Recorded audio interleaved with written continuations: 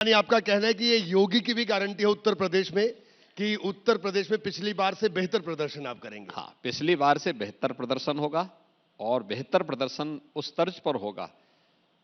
हमारी राष्ट्रीय कार्य परिषद और राष्ट्रीय अधिवेशन में वहां पे एक संकल्प हुआ जी, एक संकल्प पारित हुआ। वह संकल्प पारित था कि भारतीय जनता पार्टी प्रधानमंत्री मोदी जी ने देश को धारा 370 कश्मीर से समाप्त करके एक विधान, एक निशान और एक प्रधान की इस अवधारणा को सार्थक किया।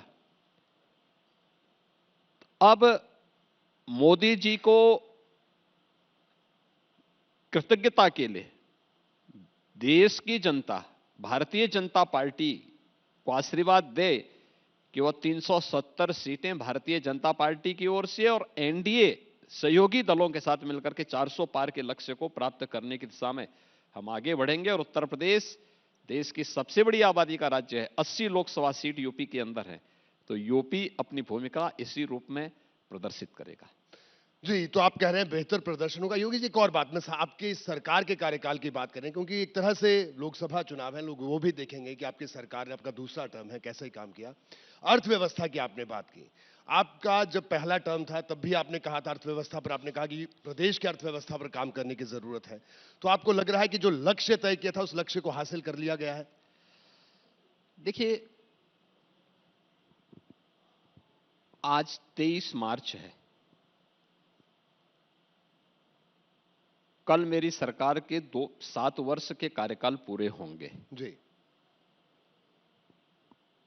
और इन 7 वर्षों में मैं कह सकता हूं कि 3 वर्ष का कार्यकाल हमारी सरकार का या देश का, पूरी दुनिया का भी इस सदी की सबसे बड़ी महामारी कोरोना से जूझते हुए, लड़ते हुए व्यतीत हुआ।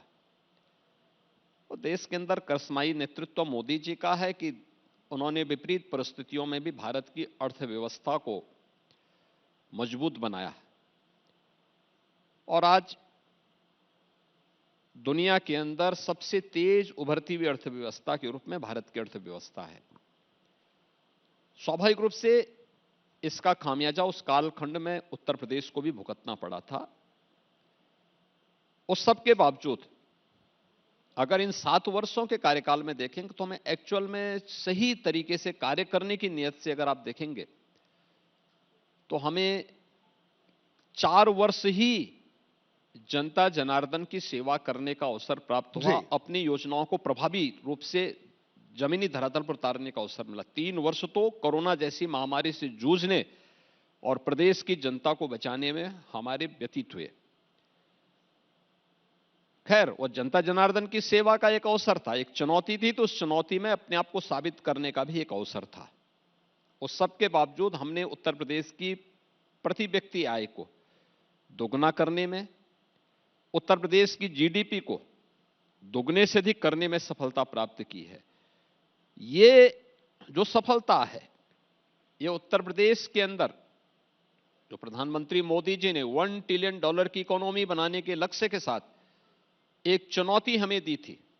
आज यूपी, मैं इस बात को कह सकता हूं, एक रेवेन्यू सरप्लस स्टेट है। जी, उत्तर प्रदेश अगर इन विपरीत चुनौतियों के बावजूद, एक समय था 17 के पहले जब हमारे पास वेतन देने के लिए पैसा नहीं था, कोई बड़ा बैंक या वित्तीय संस्थान उत्तर प्रदेश को पैसा देने को तैयार नहीं होता था, किसी का उत्तर प्रदेश पर विश्वास नहीं होता था। आज अगर मुझे कोई बड़ा प्रोजेक्ट करना हो जी, तो मुझे नहीं लगता है कि दुनिया का कोई भी ऐसा बैंक या वित्तीय संस्थान नहीं जो लाइन में खड़े होकर के ये ना ऑफर करता हो कि साहब हम इसमें फाइनेंस करना चाहते हैं, हमें अवसर दिया जाए इसमें। ये एक चेंज, बड़ा बदलाव। और मैं कह सकता हूं उत्तर प्रदेश अगले 5 वर्ष के अंदर प्रधानमंत्री मोदी जी के विजन के अनुरूप $1 ट्रिलियन की इकोनॉमी बनकर के देश की अग्रणी अर्थव्यवस्था के रूप में अपने आप को स्थापित करेगा।